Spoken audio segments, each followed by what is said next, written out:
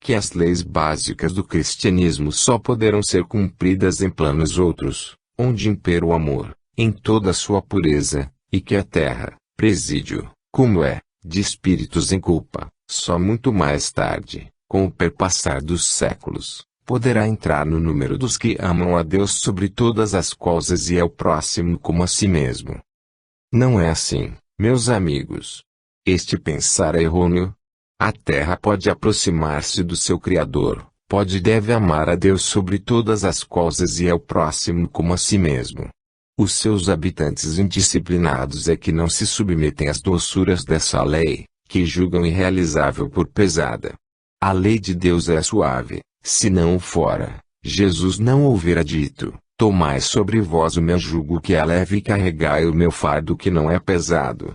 Jesus não poderia ter dito uma inverdade. Jamais seus lábios puríssimos mancharam-se com uma mentira. Assim, o homem pode aproximar-se de Deus pelo esforço em fazer bem.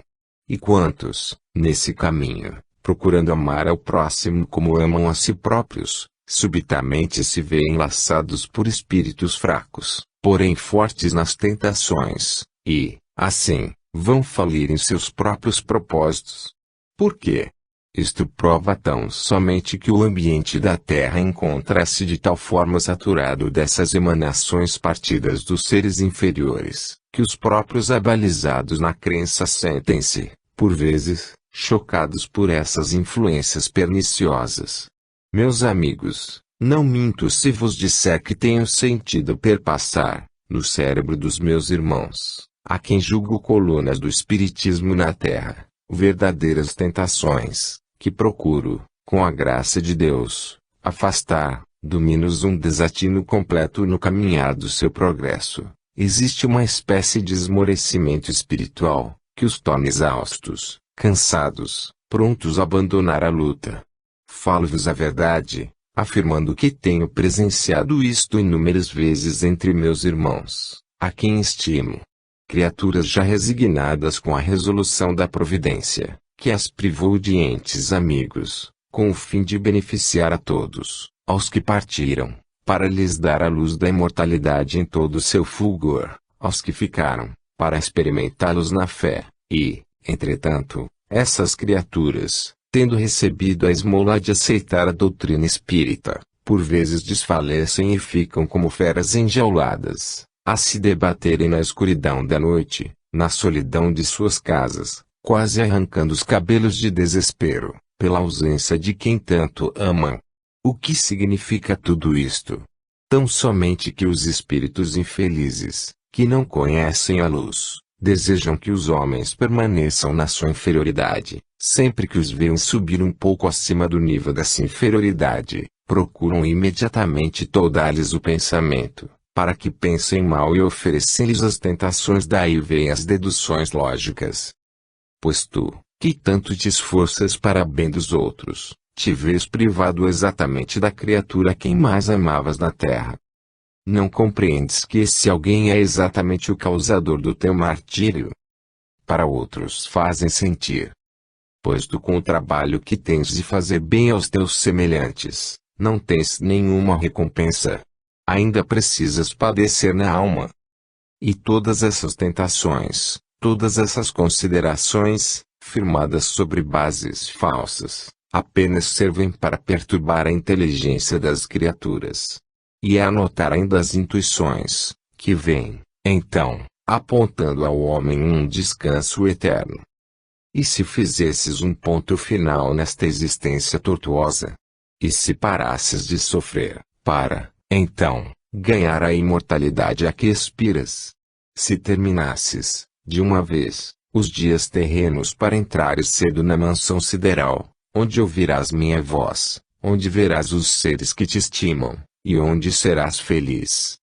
E a sereia enganadora, tecendo a teia em que há de cair os incautos. Não vos deixeis iludir, meus amigos.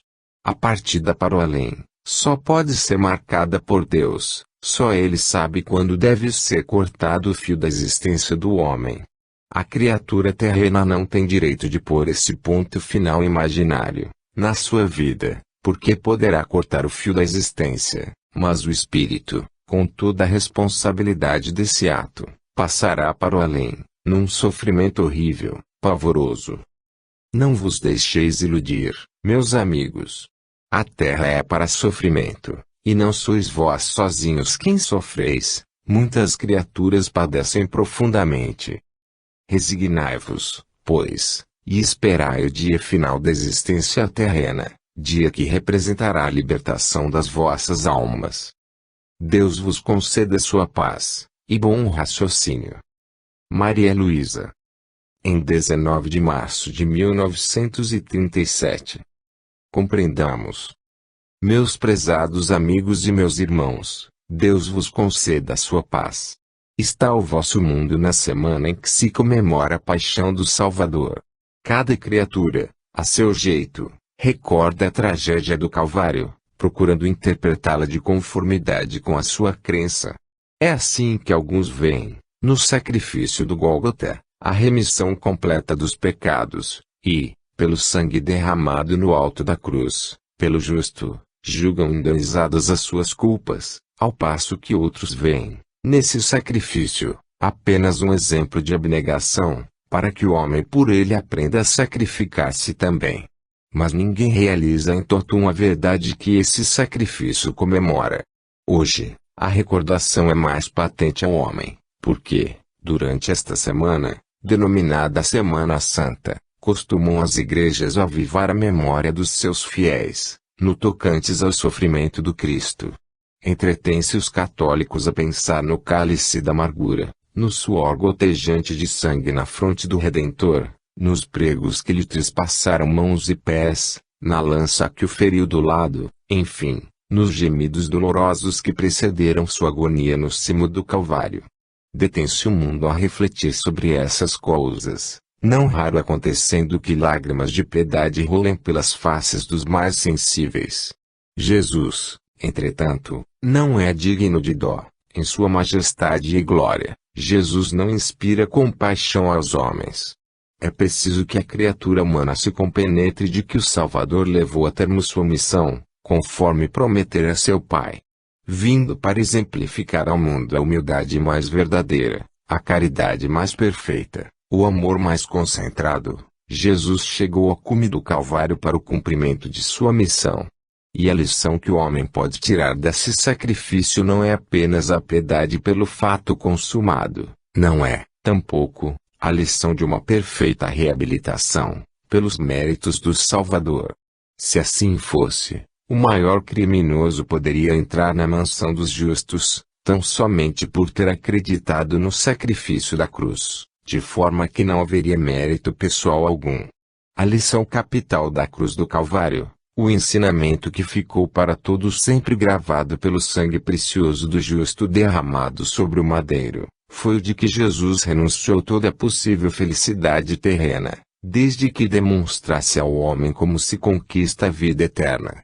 Ele, que vivia com seu Pai e que não tinha obrigação de baixar a este mundo, porque não possuía culpas a resgatar, desceu para exemplo e com o fim de mostrar que os elevados, que se encontram nas verdadeiras alturas, os luminares são exatamente os que se diminuem, sacrificam e se fazem pequeninos, consagrando a existência inteira ao bem do próximo. Durante toda sua curta estadia na terra, o Messias do Senhor demonstrou a verdade do sacrifício, da abnegação e da renúncia.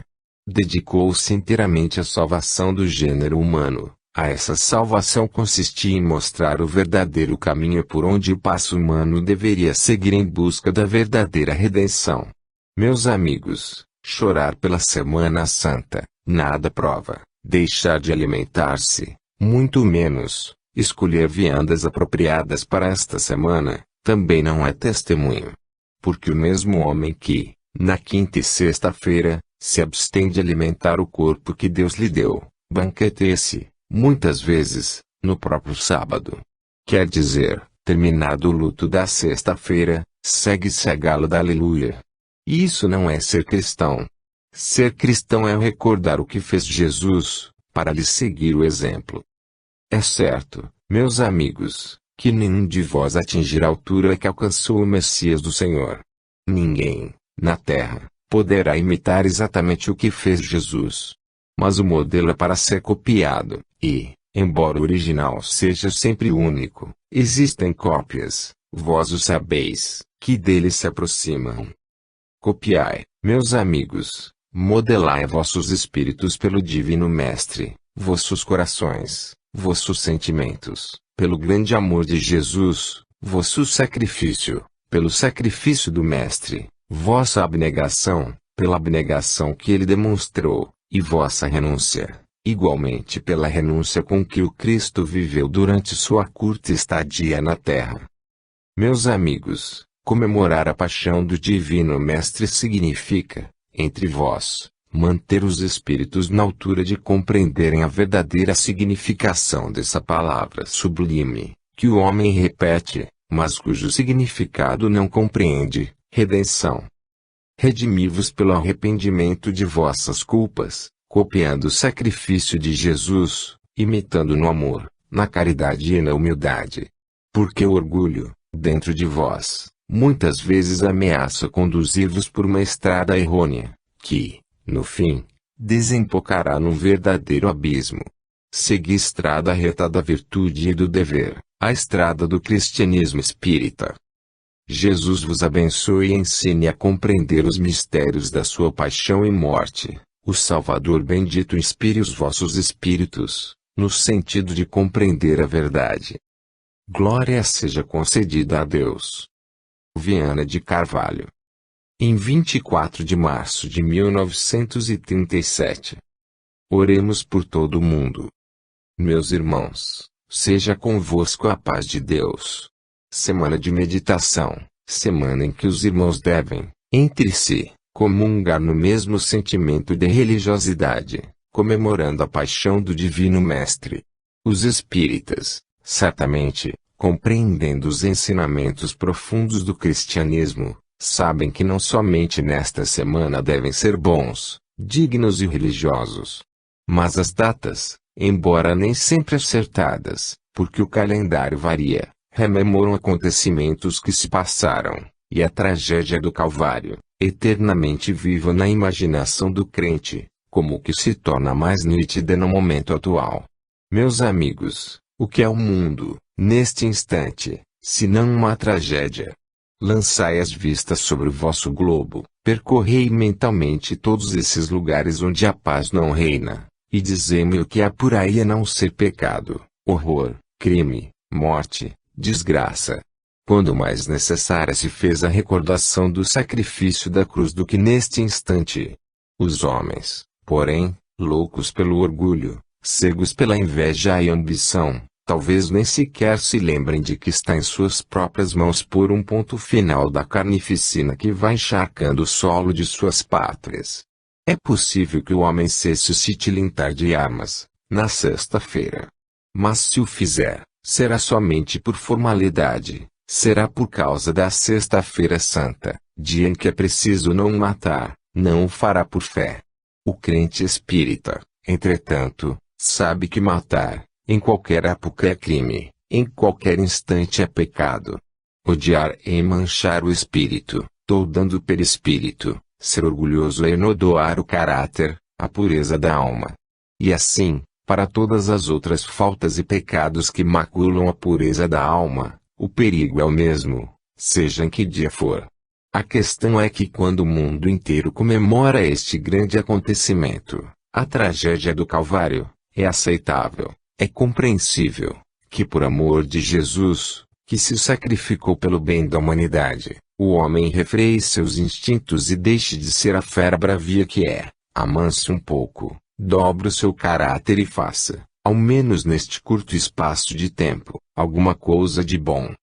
Os que, envolvidos nessa luta sangrenta, não respeitam as crianças nem os velhos e sacrificam as próprias viúvas, talvez cessem, por um dia, de matar os seus semelhantes. Mas será por simples formalidade, e não por fé. No dia imediato, a luta recrudescerá. Ora, meus amigos, vós que sois espíritas e compreendeis o alcance da fé, deveis, nesta semana, procurar suprir os sentimentos que faltam a essas criaturas, aumentando, se possível, o poder da vossa fé.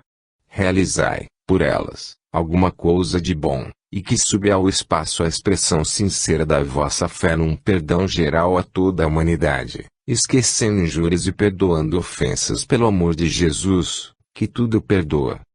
Permita a Deus que cada vez mais se acenda a chama da vossa fé, porque os tempos são chegados e se aproxima a hora em que as duras provas vos mostrarão de que lado está a verdade.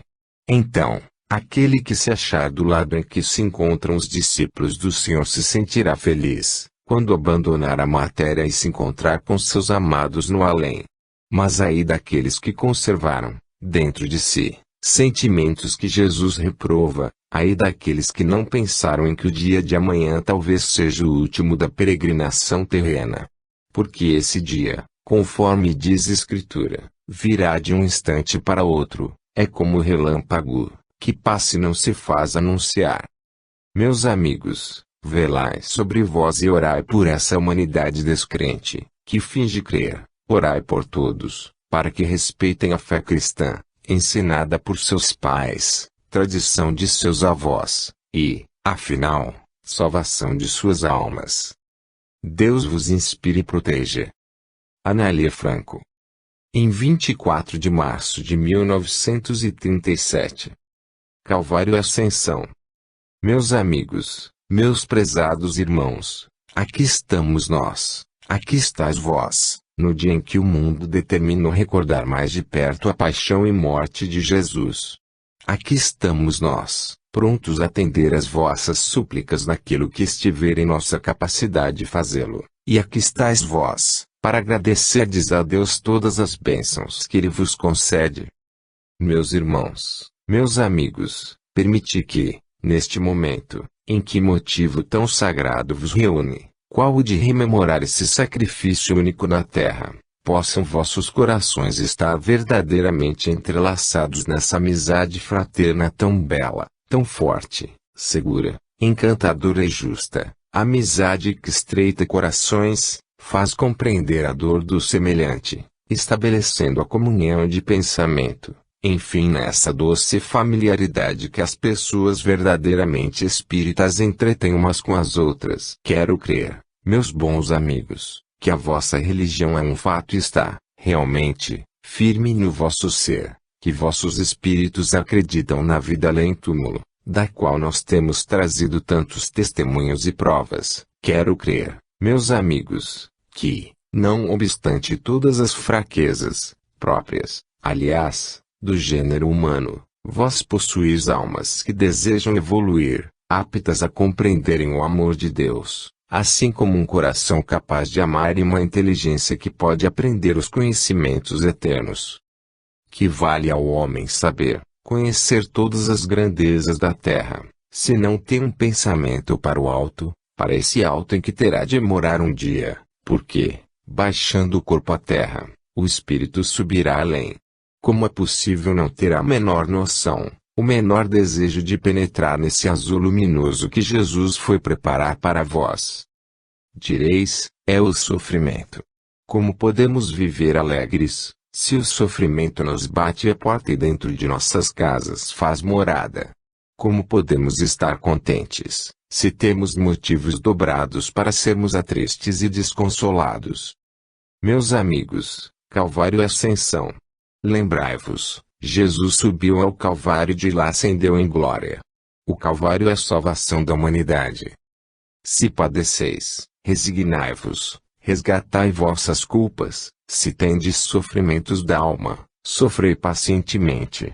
Maria, a mãe de Jesus, verteu lágrimas amargas pelo sofrimento de seu próprio filho. Repito, meus amigos, Calvário e Ascensão. Ninguém suponha que, pelo fato de sofrer, é desprezado pelo Pai. Bem ao contrário, aquele que mais sofre e sabe sofrer é o que está mais perto do coração de Jesus. Lembrai-vos, meus amigos, de que essa grande data que hoje se comemora, conquanto variável pelo calendário do mundo, é uma das maiores datas da cristandade, porque representa o dia em que o Filho de Deus subiu ao madeiro para nele molar. Seu corpo sem culpa, sem pecado, ascendendo aos céus, de onde, se quisesse, poderia não ter baixado. Concentrai-vos e pedi a Deus, nosso Pai, que vos dê forças suficientes para as duras provações que todos atravessais. Ninguém está isento de dor. Amai-vos, meus amigos, amai-vos, porque todos sois sofredores na terra. Deus vos ilumine, guarde, ampare e proteja. Célia. Em 26 de março de 1937, sexta-feira da Paixão. Vontade de ser bom. Meus amigos, permiti que também vos possa dizer algumas palavras no meio desta sessão. Eu não a venho encerrar, é certo, mas venho falar alguma coisa sobre este dia, em que a cristandade comemora a paixão e morte do Senhor. Realizais vós, meus caros irmãos, a verdade desse fato que hoje se comemora. Realizais, efetivamente, o bem que daí resultou para a humanidade? O justo, o Filho de Deus desceu a esse mundo para padecer, ensinou à humanidade esse credo belíssimo que é o seu código de amor divino, exemplificou a lei de seu Pai, amar a Deus sobre todas as coisas e ao próximo como a si mesmo, e, depois de haver dado o testemunho da maior renúncia, da abnegação mais absoluta, da caridade mais perfeita, da humildade exemplar, teve, como recompensa, uma cruz. Realizais vós o mérito de todo esse sacrifício, ou pensais como aqueles que encaram tais coisas como obra da fatalidade, entendendo que elas aconteceram? Porque tinham de acontecer. Não, meus amigos, Jesus trouxe missão nobilíssima ao planeta. Sem Jesus o mundo era um caos, moralmente falando.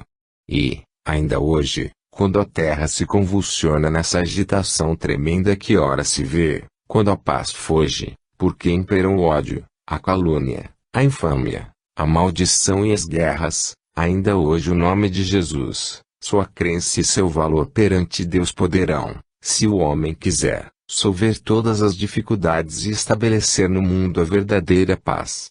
Para tanto bastaria que a criatura humana se conformasse com sua situação, compreendesse o sofredor a razão dos seus padecimentos, o que vive na miséria, buscasse conhecer a causa dessa miséria, a sua origem moral, convencendo-se o homem de que a vida temporal é realmente temporária e que a vida que subsiste, que permanece para todos sempre é do Espírito, porque é imortal. Realizai esse amor divino no vosso ser, meus amigos, e tereis, então, a vontade de fazer bem.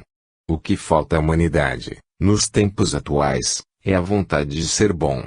O homem não quer ser bom, não tem o desejo de fazer bem ao seu semelhante, olha, indiferente, para as desgraças humanas.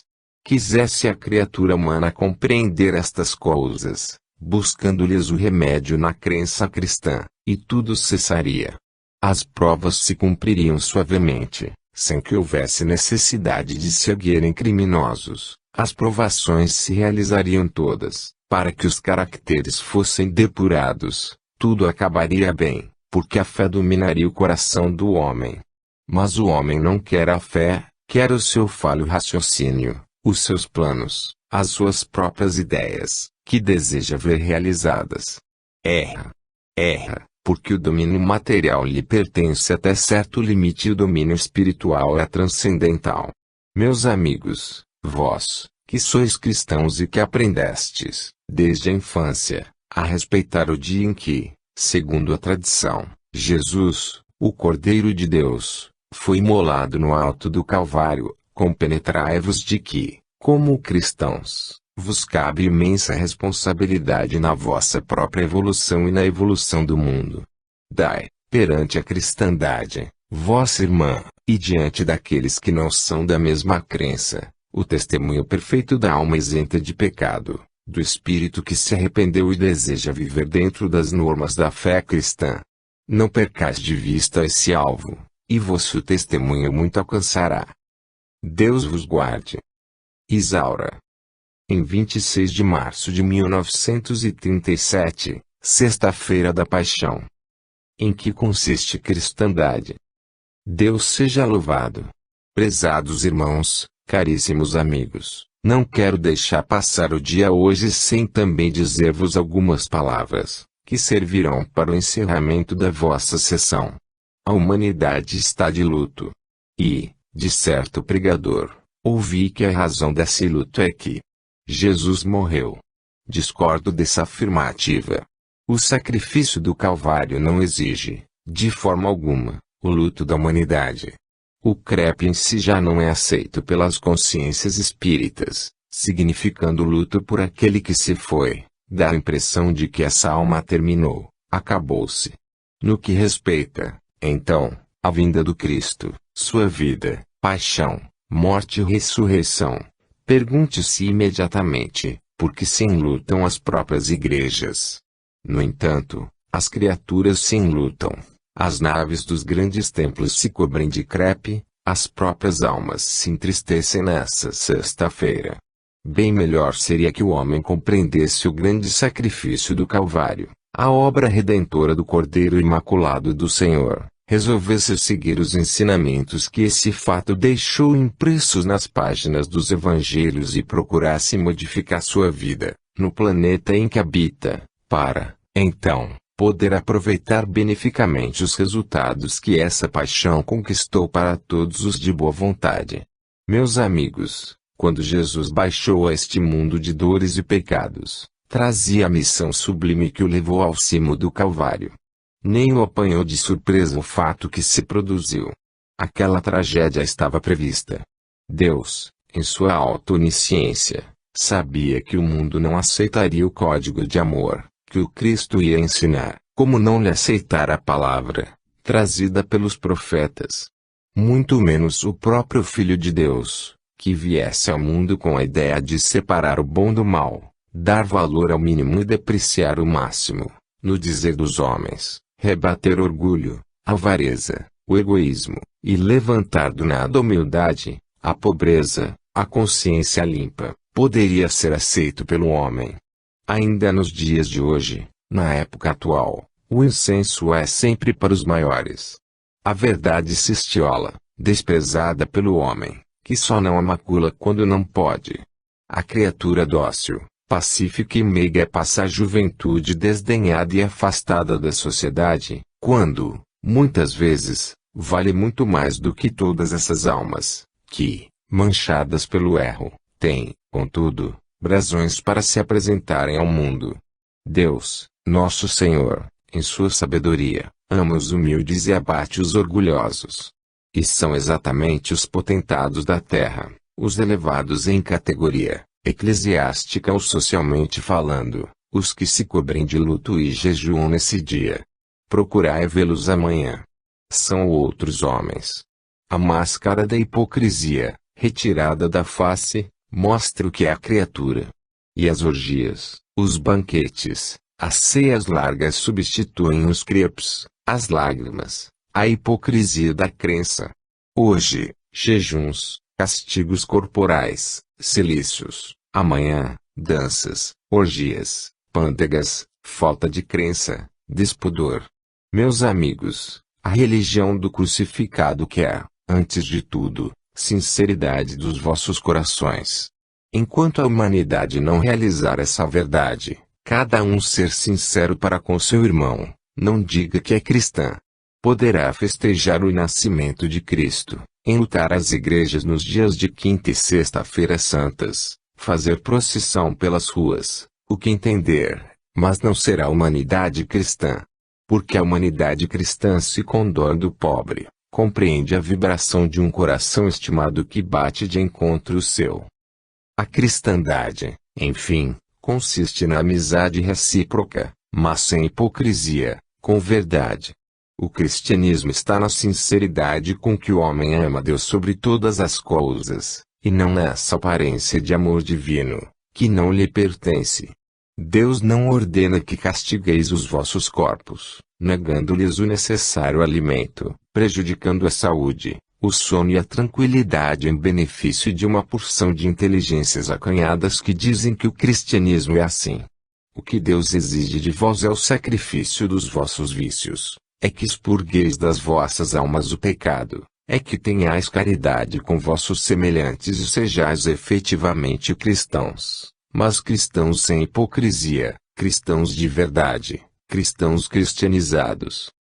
Espíritas, que me ouvis e que tendes dentro da alma um altar consagrado a Deus porque credes na sua onisciência e na imortalidade dos vossos espíritos, lembrai-vos das palavras que hoje pronuncio nesta sessão magna, permiti que assim diga porque é uma comemoração verdadeira do sacrifício da cruz. Conservai-vos quanto possível em paz com todas as criaturas, tirai do vosso interior qualquer sentimento odioso, porque o ódio, assim como gera os sentimentos maus, que vão ferir terceiros, também fere o coração que o agasalha. O espírito que odeia, é um espírito maculado. O ódio gera vingança, e a vingança é proibida por Deus. Substitui todos os vossos sentimentos maus por sentimentos bons, e, então, sim, dizei: meu Jesus, comemorando tua paixão e morte, eu a te me ofereço, para o teu serviço, para a caridade cristã. Faz-me, Senhor, humilde e bom, para que eu possa dar um exemplo salutar no meio do rebanho. Assim sendo, estareis dentro das normas do verdadeiro cristianismo espírita. Paz aos homens. Sarto. Em 26 de março de 1937, sexta-feira da Paixão. Corrigindo raciocínios falhos. Meus prezados amigos e meus irmãos, Deus vos conceda a sua paz e a assistência dos bons espíritos. Desejo trocar algumas ideias convosco, neste momento, sobre assunto que motiva conjecturas vossas, fora deste recinto. São palavras e reflexões que muitas vezes pronunciais, e o fazeis de acordo com o vosso modo de pensar, nem sempre errado, mas também não raras vezes afastado da exatidão da verdade. Vós, meus amigos, procurando recolher à casa de João Evangelista as criaturas necessitadas do pão do corpo, bem como do espiritual, muitas vezes passais, mais tarde, por decepções, que muito abalam vossos sentimentos, relativamente a essas mesmas criaturas. Frequentemente arrazoais desta forma: se o indivíduo vem para a terra, para que seu espírito passe por esta ou aquela prova, por que afastá-lo do caminho? Se alguém em outra vida foi desalmado, desumano e praticou crimes do que requerem punição severa, conquistando, por isso, um lugar distinto, de prova, no mundo terreno em encarnação vindoura, porque há de asilo ou outra qualquer instituição de caridade atravessar-se na frente de sua criatura para tirar-lhe o privilégio do cumprimento da prova, quando se sabe que a prova é a tábua da salvação para o espírito. Porque há de proceder assim? E de outras vezes, a falar com o vosso próprio ser, dizeis que esta maneira de proceder não é correta. E, eu, então, vos pergunto: como podereis vós saber de antemão se tal ou qual espírito está em prova, prova que se acabará apenas no término da sua existência material, para que o deixeis em sofrimento no ponto onde se encontra? Como podereis vós saber se tal ou qual indivíduo é merecedor ou não de uma colocação aqui dentro? E ainda mesmo quando soubesses, qual a autoridade que tendes para prejulgar o erro de uma ação destas? Desta forma, quando o indivíduo se debater nas ondas do oceano, para perecer afogado, não devereis jogar-lhe a âncora de salvação, porque ele deve morrer afogado, tal é a sua prova. Aquele que lhe for prestar socorro, retirará a salvação do espírito, de vez que lhe apresentará outra para a salvação do corpo. Vós bem vedes do que esse raciocínio é ilógico, não é acertado. Logo, que concluir daí? Tão somente que o preceito de caridade cristã, o preceito evangélico, no qual se baseia a doutrina espírita, ordena: todo aquele que está em condição de poder prestar socorro ao seu irmão, trate de o fazer. É o princípio da caridade que isso obriga. Um espírito mora no corpo de uma criança. Essa criança é necessitada e faminta, perdeu os pais, ou se os tem, não possuem recursos para sua alimentação, educação e vestuário. Vós acorreis pressurosos em socorro dessa criatura e a amparais e trazeis para o vosso meio, procurando fazer dela alguma coisa de bom que não poderia ser lá fora. Não sabeis quem é o Espírito que habita esse corpo, e procurais, não somente sustentar a matéria, mas também integrar essa alma nos princípios de vida eterna, para que se solidifique na crença verdadeira, no amor de Deus. Trazeis para o vosso seio essa criança e encetais a vossa obra. Futuramente, todo esse serviço espiritual redunda em negativo. Vós tendes a impressão de que perdestes o tempo. E, então, raciocinais. Não deverá ter vindo. De nada valeu sua estadia convosco, uma vez que voltou para o lugar de onde nunca deveria ter saído. Erramos, não devemos fazer assim. E eu vos respondo, é errado o vosso raciocínio, vossa concepção de cristianismo espírita é falha.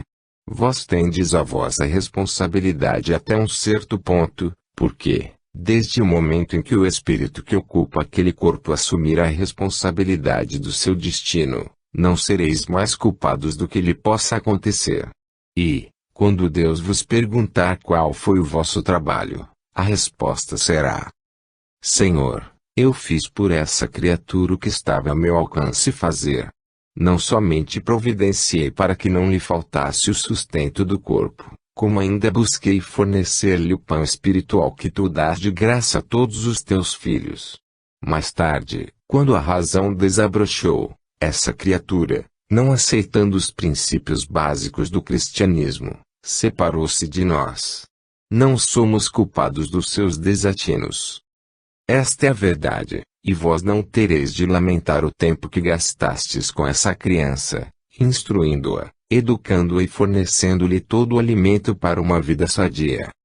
Meus amigos, o Cristo do Senhor disse, não precisam de médicos sãos, mas os doentes.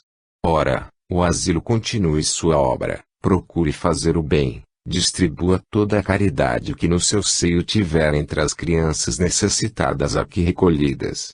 A recompensa é toda celestial. Por que procurar louros à custa do trabalho espírita? É indigno. As almas abnegadas não buscam a recompensa de seus atos nobres. As criaturas que têm o verdadeiro espírito de renúncia não estão procurando apoio nem votos de louvor. Não alegam as canseiras que lhes advêm do trabalho de todos os dias. As almas dedicadas ao trabalho espírita sabem que, um dia, o Senhor lhes dirá: fizestes bem. Não vos preocupeis, pois, com que continuem as provas dos espíritos guardados a esta casa desde o momento em que se encontram lá fora. Cada um saberá buscar sua cruz e carregá-la. Não é preciso sejais vós que lhe ponhais sobre os ombros. Cada um facilmente encontrará a sua. E os princípios do cristianismo espírita nesta casa incutidos hão de dar seu fruto, quando não cedo, depois de amadurecidos. Paz, meus amigos, tende fé. Max. Em 30 de março de 1937. O reino de Deus é dos humildes. Deus conceda sua paz a todos vós. Minhas amiguinhas, uma palavra a vós, depois desse estudo, que se refere às crianças. Sempre gosto de falar para as crianças, procurando esclarecê-las naquilo em que seus espíritos, ainda incipientes, não possam discernir sozinhos, precisando, por essa razão, auxílio de alguém que veja um pouquinho mais. No momento, esse alguém sou eu. Acabastes de ouvir, minhas meninas, as palavras de Jesus, chamando para perto de seus infantes, abençoando-os, estreitando-os de encontro ao seu coração amoroso e impondo-lhes as mãos. Ouvistes como o divino Nazareno, o amigo dos pobres e das crianças, falou para os adultos: se não receberdes o reino de Deus como as crianças o recebem, de maneira alguma entrareis nele. Deveis ter ficado muito satisfeitas com essa declaração do vosso Mestre, que é a expressão da mais nítida verdade. Os lábios de Jesus jamais se mancharam com uma palavra que não fosse a expressão real da verdade. O homem que não abraçar o cristianismo espírita, a salvação, com a simplicidade de um coração infantil, certamente não ganhará, pela hipocrisia, a entrada no reino celeste. Isto é lá com eles. Mas vós, que sois os infantis neste momento, precisais também discernir, minhas amiguinhas, o que vos toca de perto nesta lição. Eu quase posso afirmar com segurança que todas as crianças presentes desejarão pertencer ao rebanho de Jesus. Quem não o desejará por mestre? Quem não o quererá como amigo? Quem não o amará pelos seus bons conselhos e exemplos? Quem não se sentirá feliz, sabendo-se amado daquele que é o verdadeiro amor? Mas, minhas amigas, Jesus disse que as crianças recebem o reino de Deus com simplicidade. Longe de mim o pensamento de macular a palavra do Mestre, entretanto, creio que ele, bem melhor do que eu, observará que, na terra, há muitas crianças que não pensam em Jesus. Até aquelas que ouvem esse nome todos os dias, que escutam lições proveitosas a respeito dos belos ensinamentos, dos exemplos caridosos e humildes, dados por Jesus, nem mesmo essas se lembram do Divino Mestre. E, quantas vezes, procedem inteiramente em desacordo com os ensinamentos trazidos pelos servos fiéis do Senhor. As crianças a que o reino de Deus pertence são aquelas que procuram caminhar nos passos que Jesus trilhou, demonstrando boa vontade em todos os atos da vida. Será que o Divino Mestre toma nos braços e aperta com carinho extremoso de pai amoroso a criança desobediente, a criança que procura, por todos os meios desagradar aqueles que tudo fazem pela sua felicidade? Será que Jesus, amoroso e bom, aprova o modo de proceder das crianças anticristãs, daquelas que não aceitam os conselhos dos mestres, desobedecem às ordens de seus dirigentes e se tornam indignas dos prêmios prometidos às melhores? Minhas amigas, eu penso que não. Jesus não pode deixar de amar a todas as crianças, porque Jesus é amor, mas, entre a criança obediente, amorosa, dócil, boa e a criança desobediente, há notável diferença. Compreendei, o reino de Deus é vosso. Mas esse reino é vosso pela humildade, pela vossa dedicação, amor, obediência e boa vontade. Os lábios que pronunciam o sagrado nome de Jesus não se devem manchar com palavras outras, que só podem produzir mal ao espírito e que denotam, perante as criaturas ainda sem fé, grande falta de educação. Assim pois, minhas amigas, eu chamo atenção, não para mim, mas para os exemplos que tendes tido constantemente diante dos olhos, a respeito do Divino Mestre. Como Jesus amava a criança. Como vos ama, ainda hoje. E como tem predileção pela criança, por ver nela a simplicidade, a ingenuidade e a bondade aliadas à inexperiência do princípio da vida. É natural. Mas, quando tudo isso é negativo e a parte positiva é tão somente a má vontade, a falta de gratidão e compostura, o propósito firme de desobedecer, obrigando a medidas extremas, acaso essas criaturinhas, pelo fato de serem pequeninas, são os amores de Jesus? Vós não podeis acreditar assim, a vossa própria inteligência vos mostrará a razão desse pensamento. As meninas, os meninos, as crianças amadas por Jesus devem corresponder a esse amor, devem ser boas para Jesus, como Jesus é bom para elas. E ser bom para Jesus significa ser obediente, amoroso, meigo e, sobretudo, atencioso para com as observações que lhes são feitas, porque todas redundam em seu próprio proveito. O contrário disso é não ser amigo de Jesus. Refleti vós, crianças, nas palavras do Divino Mestre, e aceitai esta ligeira preleção que faço sobre o seu amor, dedicando-vos estes conselhos partidos de quem vos estima e tudo espera de vós, para que, no fim do ano, sejais coroadas de prêmios, tenhais prazer em vossa festa e desigual prazer àqueles que vos pertencem. Paz a todos vós. Deus vos guie. Maria Luísa. Em 30 de março de 1937. Passo firme, seguro. Meus amigos, prezados irmãos, seja conosco a paz de Jesus. Continua a se fazer intensa propaganda do Espiritismo.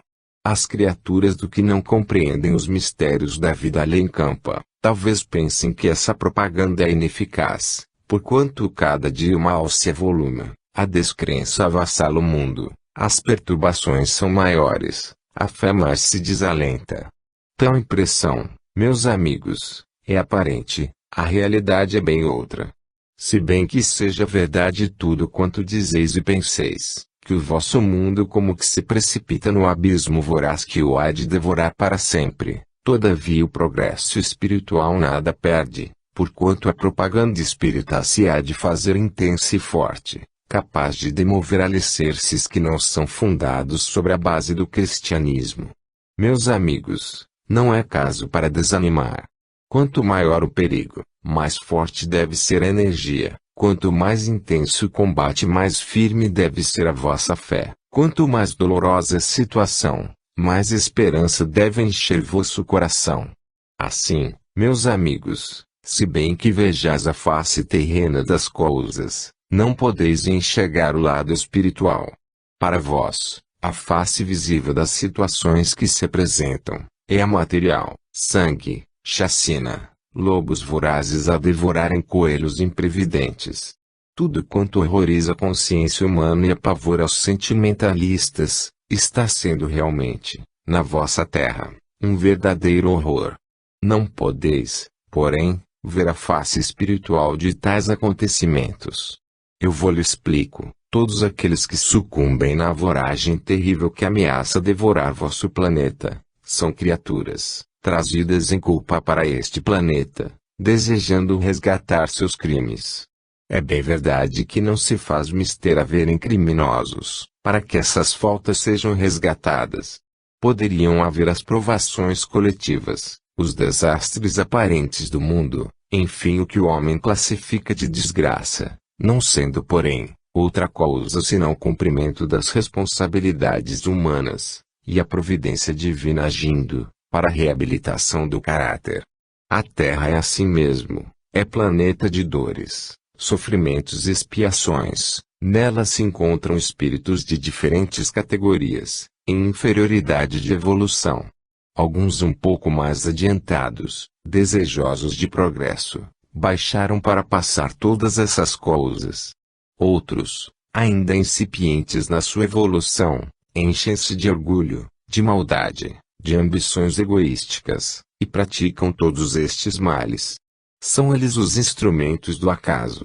Bem ao contrário disso, são eles os instrumentos das provas, antes não fossem, porque Deus não obriga ninguém a ser verdugo. Verdugo é aquele que tem propensão para esse erro, essa maldade. Tenho estado, meus amigos, atarefadíssimo, nesses campos de luta, procurando amparar, não criaturas humanas, mas espíritos. Meus amigos, eu desejo despertar-lhes a consciência para verem e compreenderem a situação espiritual em que estão se afundando, e que, ao menos nos últimos momentos da vida terrena, lembre-se que existe um Deus Criador, providência infinita de todo o bem, que os pode acudir e salvar nas contingências dolorosas em que se encontram. Eu procuro despertar essas criaturas. Eis porque tenho passado entre vós de relance, eis porque não tenho pousado, como de costume, em vosso meio, para dizer-vos algumas palavras, que tanto satisfazem o meu espírito. Sinto-me, porém, hoje, na obrigação de dizer a razão pela qual pareço distante, quando na realidade, meu pensamento está convosco. Continuo a me interessar enormemente pela vossa obra cristã, neste meio. Continuo a ser o mesmo amigo dedicado de sempre, buscando amparar aqueles que passam duras provas, aqui dentro. E tenho dito, muito especialmente aos dirigentes desta casa, a verdade de que, tudo quanto acontece, não deve, de forma alguma, abalar a crença dos que estão no seu posto. Resoluções impensadas não dão proveito. Diante de uma provação dura, que se apresente, vergar o joelho e abaixar a cabeça, não é de cristão. O que há para dizer é tão somente acautelar-se, para que certas provas não se repitam tantas vezes. Mas, sair do posto de trabalho, e abandonar a seara, nunca.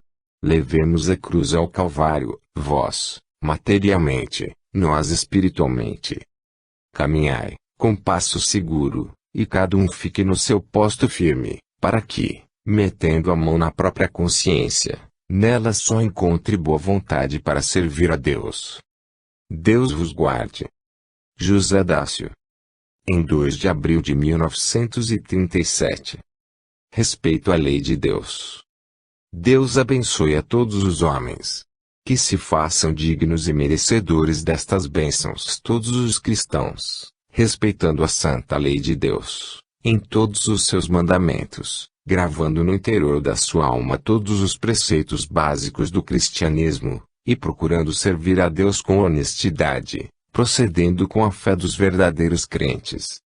Permita Deus nosso Senhor, que todo homem que se diz cristão compreenda que acima das leis civis que regem sua vida no plano em que habita, paira a lei suprema do Criador, seu Pai amante e protetor, seu Criador onisciente e onipotente.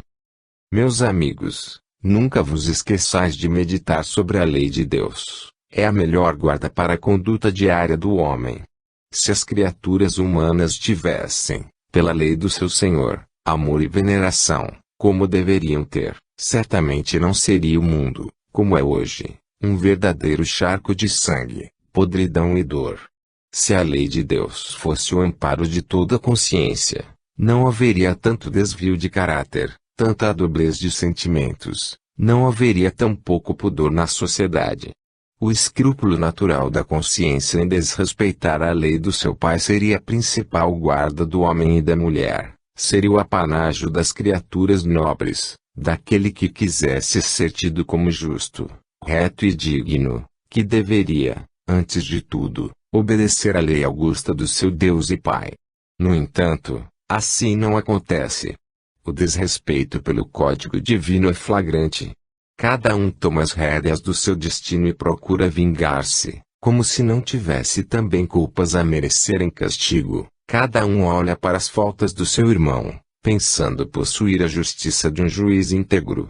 Ninguém tem a integridade da alma perfeita. Todos censuram a vida particular das famílias, mas ninguém olha para a sua própria vida. A maledicência impera na sociedade, invade os lares, e a própria mocidade, que deveria ser o expoente máximo da candura e pureza de costumes, resvala, sem ponto de apoio, no caminho da perdição.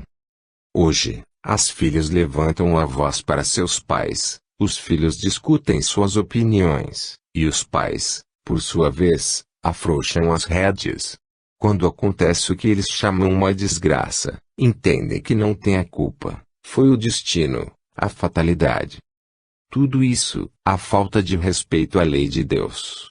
Deus não existe unicamente para nos dar o sol que nos alumia, o ar que respiramos, o sustento espiritual nas nossas dores, a terra para nossos braços trabalharem e obterem o sustento diário.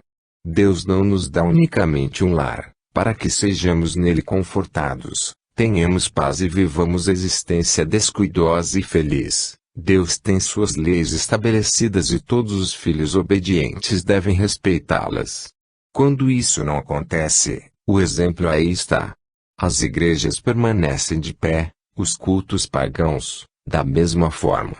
O espiritismo aí está para assustar a marcha progressiva desse descalabro moral. No entanto, a vertigem continua, e o desvairamento da razão não estaca. Tudo vai de roldão, precipitando-se nesse caos em que se chafurda e se perde, afinal.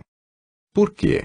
Repito, mais uma vez, o desrespeito ao código divino, que Deus traçou para a felicidade dos espíritos. Não matarás, é a palavra de Deus. E todos os demais mandamentos, aí estão, para serem obedecidos e levarem os homens à salvação. Não furtarás, e as criaturas se apossam do que não é seu, muitas vezes, ferindo reputações que nada têm a ver com suas faltas, muitas vezes provocando crises verdadeiras de lágrimas, de que terão de dar contas. E suas mãos pegam o que não lhes pertencem e delas se apossam, alegres como se fossem causas suas. Não se lembram de que o olhar da providência tudo desvenda e descobre. desrespeito aos mandamentos divinos. Meus amigos, meus irmãos, pode-se ser jovem, pode-se ser belo, pode-se ser homem, ter dignidade, mas, antes de tudo, seja-se fiel à palavra de Deus, respeite-se o código divino, que é o mandamento do próprio Criador, para que seus filhos por ele se dirijam. Deus vos abra os olhos da consciência, para compreenderdes que é por essa lei que sereis julgados um dia. Deus vos abençoe, voa proteja e vos guie. Neri. Em 2 de abril de 1937. Mais um obreiro para a vinha do Senhor. Irmãos e amigos, filhos do mesmo Pai e do mesmo Deus, eu venho saudar-vos como um cristão que o deseja o seu próprio progresso e a continuação do vosso. Meus amigos, sou mais um conviva que se assenta, por misericórdia de Deus, à mesa da caridade cristã.